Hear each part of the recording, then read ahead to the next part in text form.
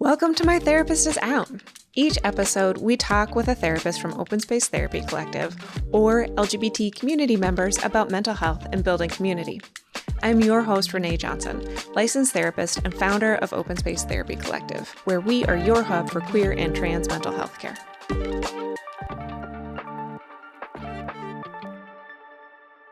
As we dive into today's topic, please keep in mind that this is a mental health podcast. We will talk about sensitive and difficult issues that are not appropriate for all audiences. Please take care while listening. Welcome back to My Therapist is Out. I am so excited to have Pony Lee Musgrave with us today. Thank you so much for joining me. Thank you for having me. Of course.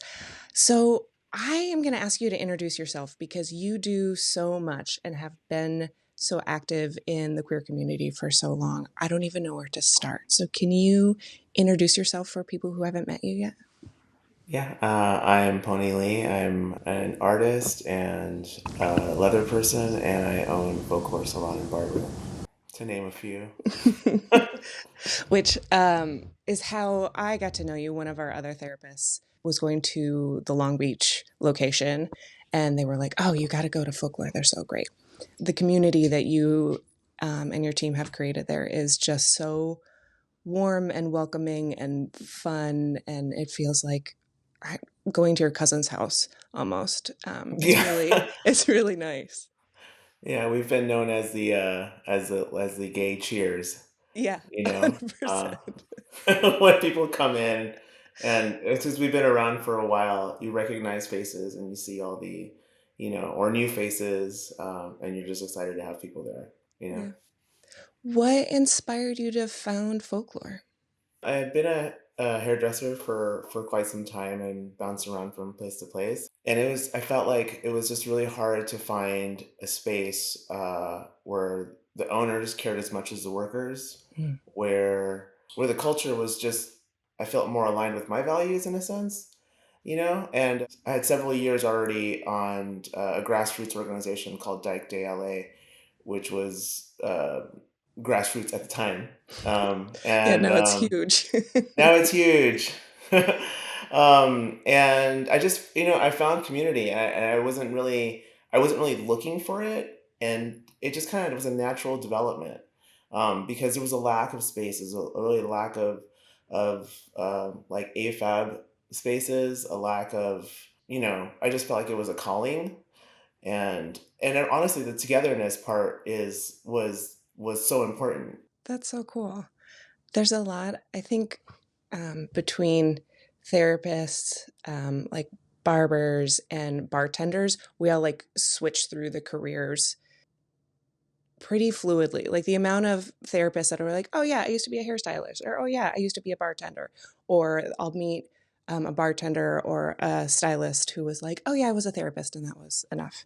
And I feel like there's a lot within our professions that really hold space for people in a way that you don't find in other areas.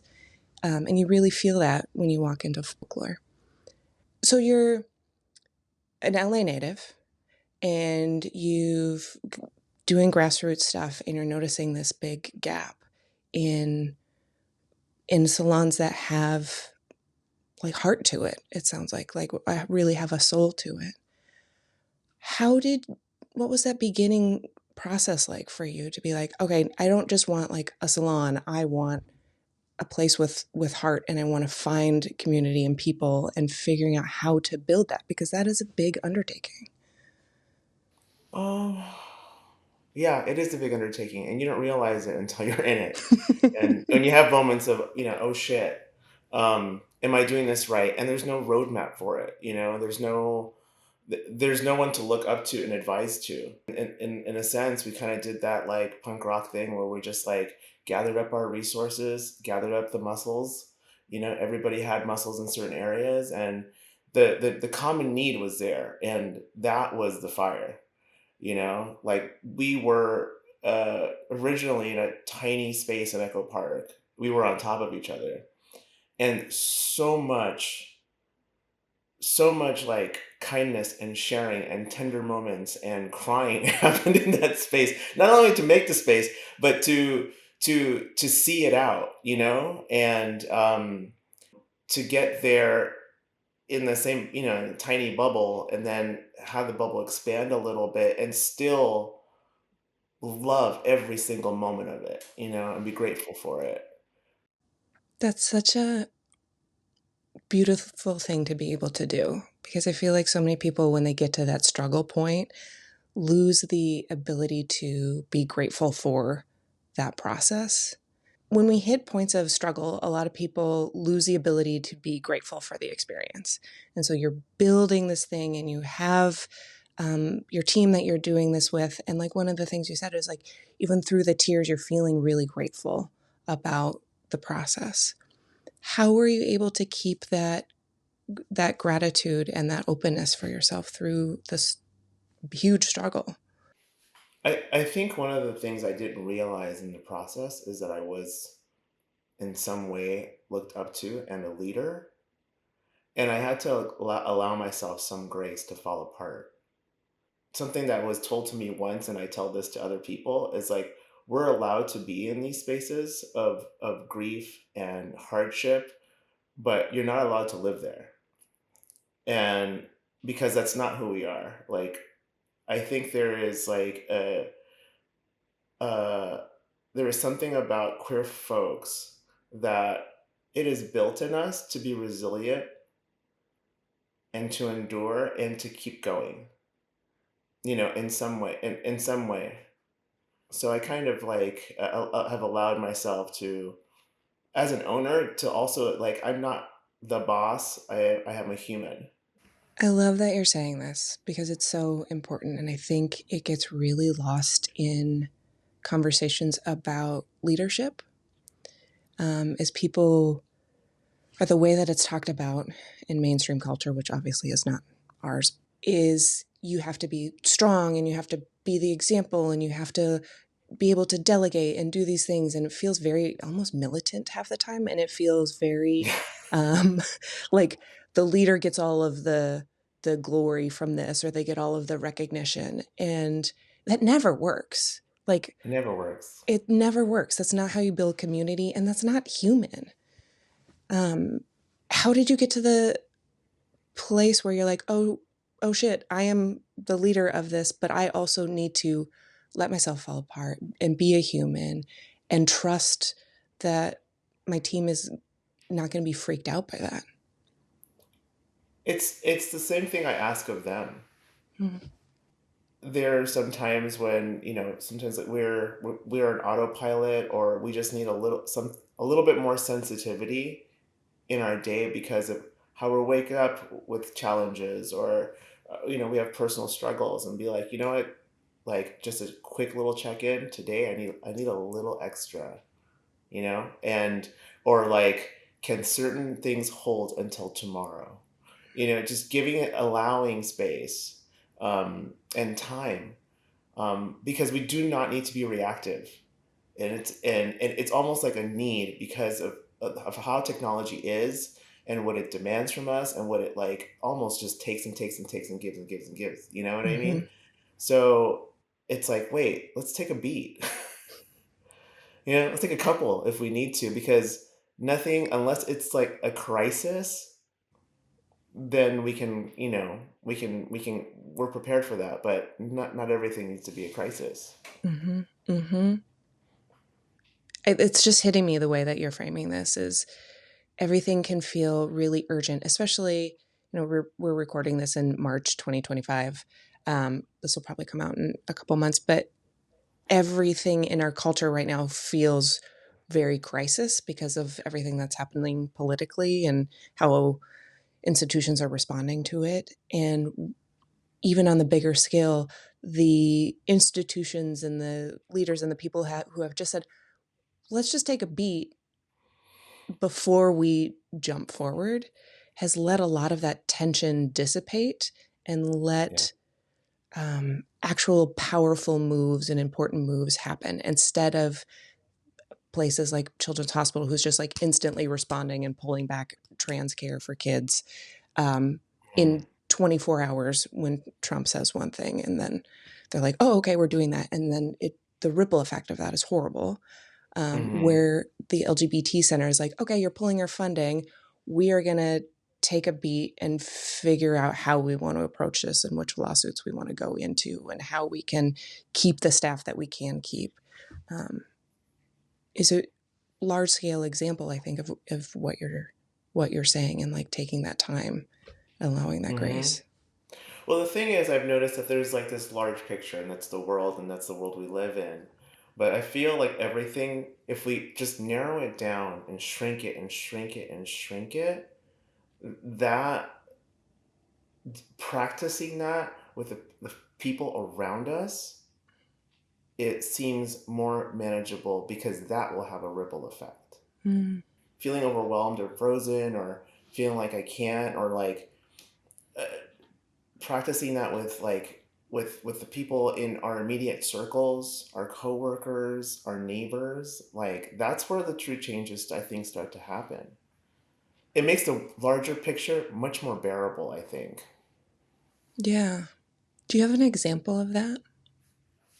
Like something at the salon that's happened recently, or as we're going into this new political environment or deeper into it, as staff or environments have changed, what are ways that you guys have been able to like take a beat and stay locally focused? We can use the example of, like, let's say the fires, the fires, which I felt like this year started out like, and it felt like a year already within like just the first couple of weeks, like, 100%.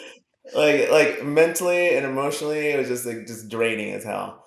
I think it was the feeling, almost the return of the feelings of 2020, of feeling cooped up, of feeling terrified, of not knowing, and then knowing that our neighbors and friends were out of jobs, out of homes with the fires.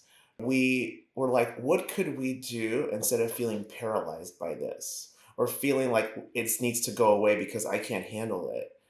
We kind of grouped as a shop and we're like, well, we can do this because money comes and goes sometimes, but we need to show up for each other, And we volunteered on a day. We raised money. We for Black families who were displaced in Eaton Canyon.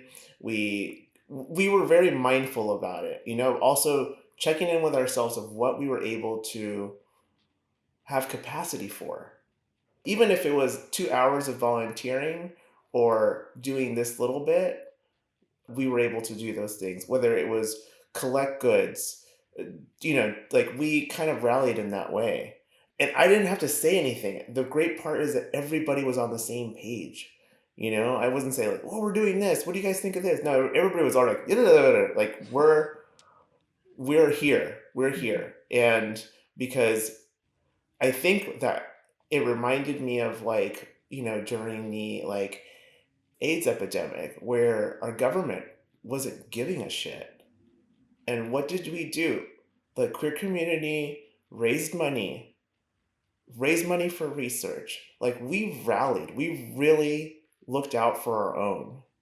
And whether it's a queer community or our neighbors or our folks of color, it doesn't really matter. Those values are still can roll over and, continue. I love that example and how you're pulling it back to like bigger queer community. One of the things that our team keeps coming back to with everything that's going on is yes, this is scary, but we got us. Like our Yeah. community shows up and like so powers that be will do what they will, but I think time and time again queer community has shown like if there's a need, if there's a hole, if our queer siblings are falling behind, we got us. We will rally and really be that chosen family that we all need. We're resourceful, and we know how to party. Yeah. Absolutely. We're not, the thing is like we've always found a way to enjoy life, to celebrate, to dance, to sing together. and be together, even in the most tragic of times. Because that's what's living. It's not hating on other people, making sure that other people don't succeed. Like that. That's just a waste. That's not who we are. That's not what we're intended to do in the world. Yeah, and that goes back to what you mentioned earlier about like we can, and forget exactly how you said it, but like we can be in a struggle or we can feel low, but that we don't get to stay there. Like we got to keep moving, we got to keep going, and that includes building in the celebration to it. Hmm. What's the quote going around right now? It's like we during the AIDS epidemic, we like worked during the day and then we danced all night, Yeah. and Yeah. it's so important to have both.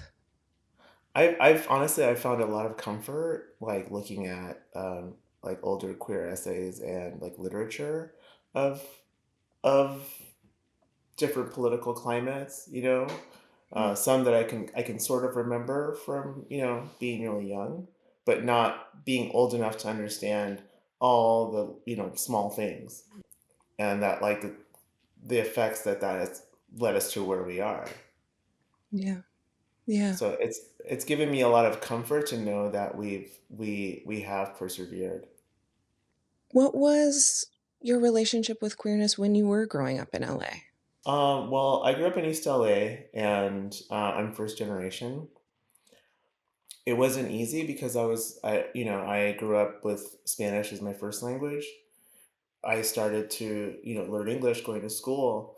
I also realized that I was just different, and it wasn't just the fact that I didn't speak English, but there were other parts of me that didn't. People didn't know if I was a boy or a girl. That still goes on till this day. And that's like I've made peace with it, and it's like you can't.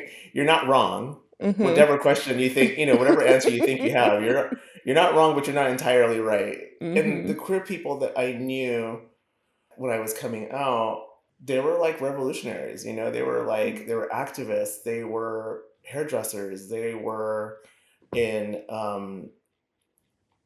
lot of them were hustlers, and it was like the underbelly of LA. And I think that's one of the reasons I think folklore was, I think, a success, was because I wanted more than the things that I saw. Mm-hmm. The people that I saw when I was younger don't exist now, Hmm. and that made me really sad. Yeah. And I'm like, that means there's no future for me, right? So you kind of go through this like spiral, thinking that there's no future for you. And I'm grateful to be 47 years old, and I didn't think I'd be here for a lot of reasons. And I think I surprised the hell out of my own family. It's nice when we can give them a good surprise. Oh yeah. From when you were first coming out and you're around all of these queer activists who sounded incredible, uh, what are some things that you really pull forward from them? As you've clearly created folklore with a lot of that spirit, but being in a place where these elders aren't around anymore and our generation is like, okay, there's nobody above us, there's only maybe a couple left, and so we have to recreate or make these new things that don't exist. How do you pull on those original experiences with those queer activists to help inform what you're doing now? there was like this past like 4 months has been this like draw to ancestors, right? Whether they're um, bloodline or something you identified with. And you come to terms at some point where you realize that you will be the ancestor, and it is a spirit. It's not. I don't believe that it has to be blood related, but it is an energy, um, and I think sometimes it's just carrying on that message of like not looking for the perfect world, but the human capability to want or goal to get there, Mm. and get there collectively, because I feel that is the win, not creating the world, but trying to get there. Mm-hmm. Mm-hmm. One of the things that in the same vein that's really been sticking with me in the last couple months is it's our and I'm 42, so we're right in the same age bracket. Like it's our job to kind of move things to the next place and then trust Gen Z can push it and view it even farther than we can. And then Gen Alpha and so on. And that's Mm-hmm. been something that's really reduced a lot of pressure in this. Is like Mm-hmm. this, and I think I hadn't thought of it as like, oh, yeah, I will be an ancestor someday. That will be part of who I am.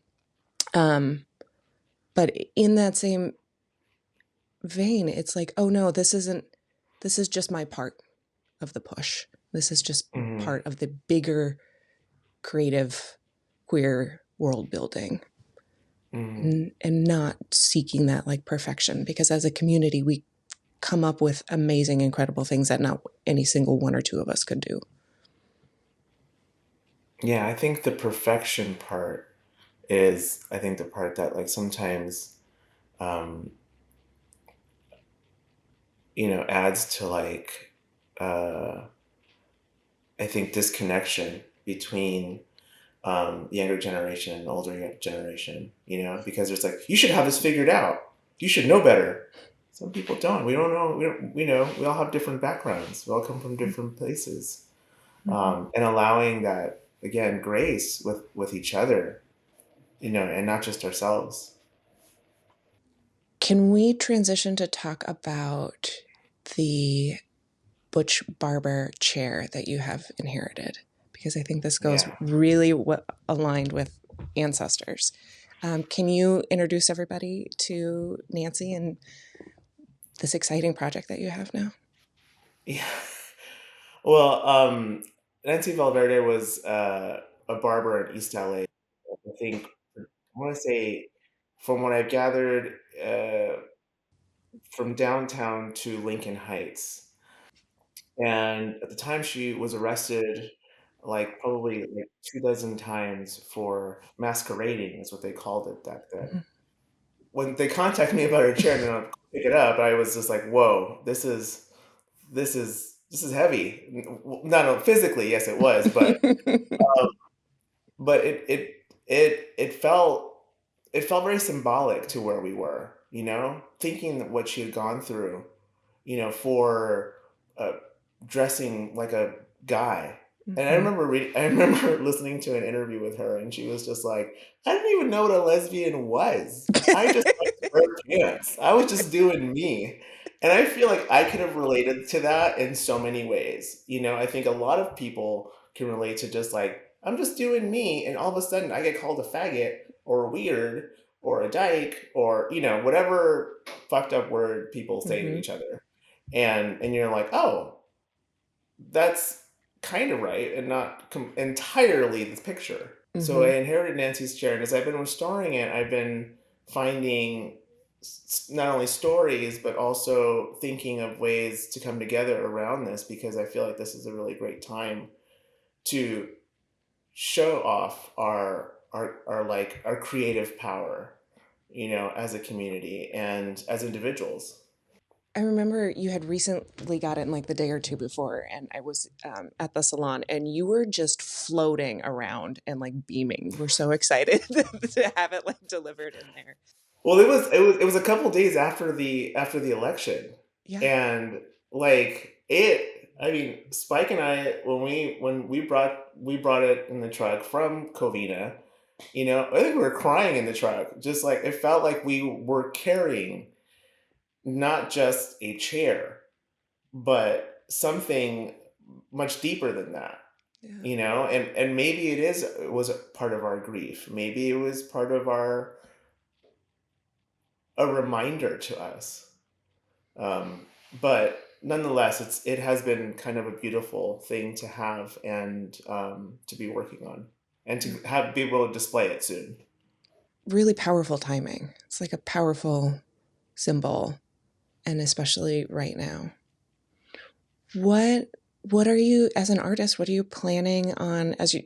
been restoring it, but what are you planning on doing in building community around it and stories? And I see there might be a book potential. What are your ideas and plans? Well, I mean, a book maybe. I think an archive is definitely brewing, the idea of like not only the process of the chair as it shifts, but also as art shifts through this time in place, in what's happening in the world, and especially Los Angeles, the way it's shifting Los Angeles.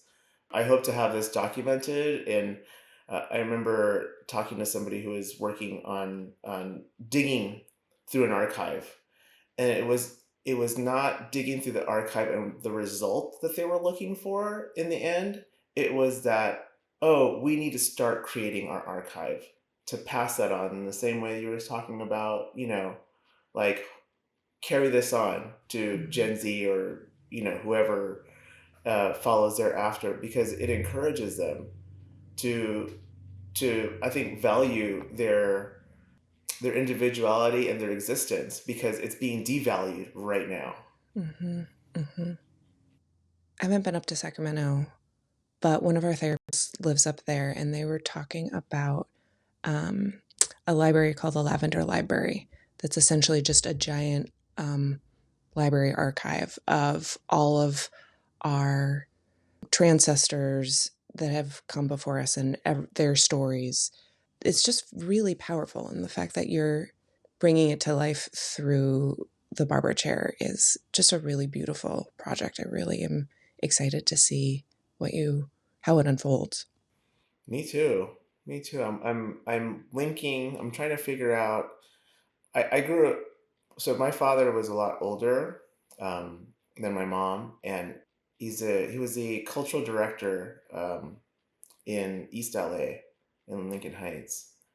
And I grew up around like a lot of political artists from the 70s in my household, in and out, stories, lots of Mm. activism. It turns out that the priest that baptized me and married my parents was also an activist. And he left the Catholic Church because he didn't like the way women were represented and Wow. treated. And he also didn't like that gays did not feel were welcome in a place of worship. And it turns out that on digging that he was also a hairdresser before he became a priest. So That's like wild. I know, and now I'm like, okay, now you gave me the gift of gay and the gift of stirring shit up, but I feel like there might be an intersection between Nancy's story and his story. Mm, So, and I feel like that is another, branch of this queer LA history. yeah.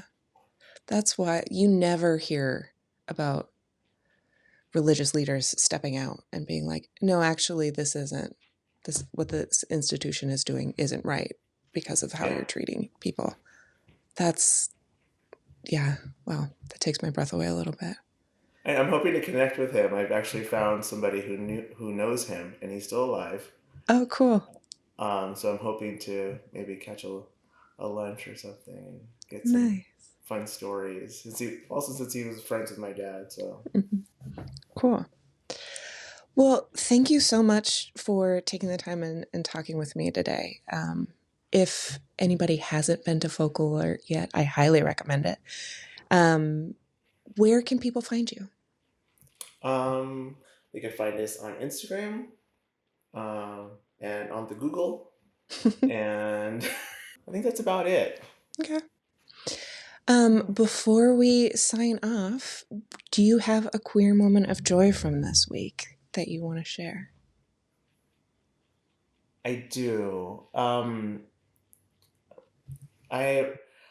I was going to the Eagle, and I ran into some older leather gay men that I knew, and they were, I think I want to say in their 70s, and they were excited to see me. I don't think I've ever seen joy like this much joy out of these men, And they're like, "Oh my God, I've been thinking about you," which I thought was really sweet. Just Mhm. someone genuinely just saying that. I've been thinking about you, you've been on my mind, and I can't stop thinking that you're going through what we went through.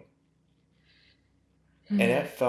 it felt like so comforting, and it like was so relieving because here we are, two different generations with probably a generation missing, you know, um, and we were still there in that same moment in time, and that gave me that like kind of like just perked up my day, and I couldn't stop hugging them. That just brought tears to my eyes. That's beautiful. Thank you for sharing.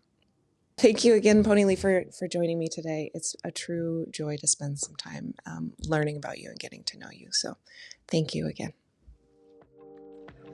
Hi, my name is Hannah. I go by she, her pronouns, and a recent queer moment of joy for me has been my self-expression through my physical identity and being met with so many words of affirmation from a lot of my hetero friends on how I show up in this world. And that has felt so amazing. I feel so seen by my community, not just in the queer space, but in my normal world of life and every life. So yeah, thank you.